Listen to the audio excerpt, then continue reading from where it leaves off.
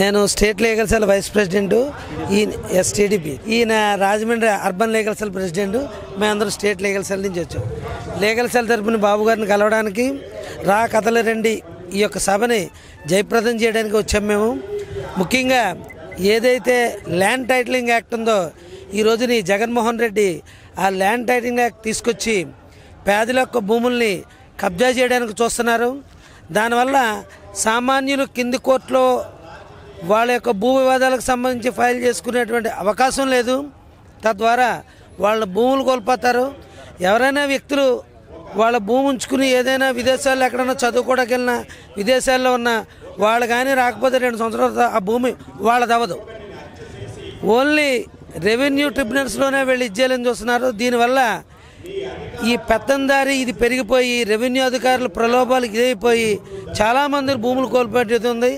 Appeal చేసుకోవాలంటే only హైకోర్టుకి వెళ్ళాలి. అది సామాన్యులు అయ్యే పని కాదు. అందుకని ఈ ల్యాండ్ టైటిలింగ్ యాక్ట్ని మేము తీవ్రంగా వ్యతిరేకిస్తున్నాం. చంద్రబాబు నాయుడు గారు కానీ లోకేష్ గారు కానీ హామీ ఇచ్చారు. ఏంటంటే land titling act Telugu Desam party అధికారంలోకి రావడంతో ఎత్తేస్తాము అని హామీ ఇవ్వడం జరిగింది. అందు గురించి మేము ఒకసారి బాబు గారిని కలిసి మా లీగల్ సెల్ తరపున మా సంఘీభావం తెలియజేస్తున్నాం.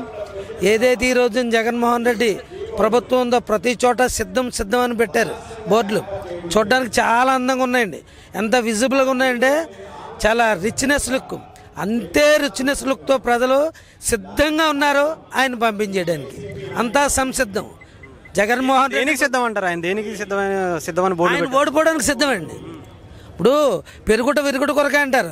ప్రతి చోట అంత అందంగా ఫ్లెక్సీలు పెట్టారంటే చూడడానికి చాలా విజువల్ ఉన్నాయి. దేనికి బాగా పెరిగిపోయాడు ఆయన, ఒక్కసారే విరుగుతుంది. ఆయనకి అంతా సిద్ధమే. మేమైతే సంసిద్ధం. ఏంటంటే ఆయన సాగనంపడానికి ఖచ్చితంగా అన్ని చోట్లకి వెళ్తారండి. అందుకే తల్లిని బతులను ఆడుకోవడానికి వెళ్ళారు. చెల్లెలాగూ అన్న వదిలిన బాణం అని వచ్చింది 2019 ఎలక్షన్లో, అయిపోయింది. ఆ బాణం రివర్స్ అయ్యి ఇప్పుడు ఈయన ఈ పక్కన గుచ్చుకుంది. ఇంకో చెల్లి సునీతారెడ్డి గారు ఇంకో పక్కన గుచ్చుకోవడానికి సిద్ధంగా ఉన్నారు. ఇప్పుడు తల్లి దగ్గరికి వెళ్ళి తల్లి కాళ్ళు పట్టుకుంటున్నారు. దేనికి? అమ్మ నువ్వే నాకు దిక్కని.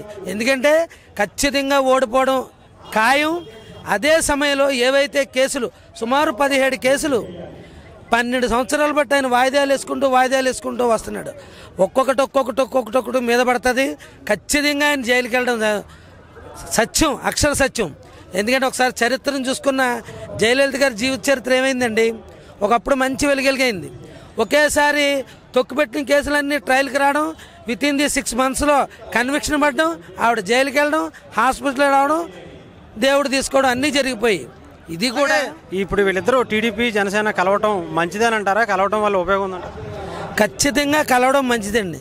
ఎందుకంటే జనసేన నాయకుల్లో పవన్ కళ్యాణ్లో ఒక విజన్ ఉంది.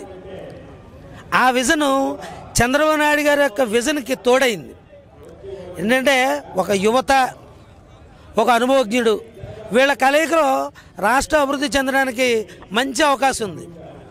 ఈ రోజుని పవన్ కళ్యాణ్ గారు ఒక ముందు చూపుతోటే చంద్రబాబు నాయుడు గారితో అలయన్స్ పెట్టుకోవడం జరిగింది.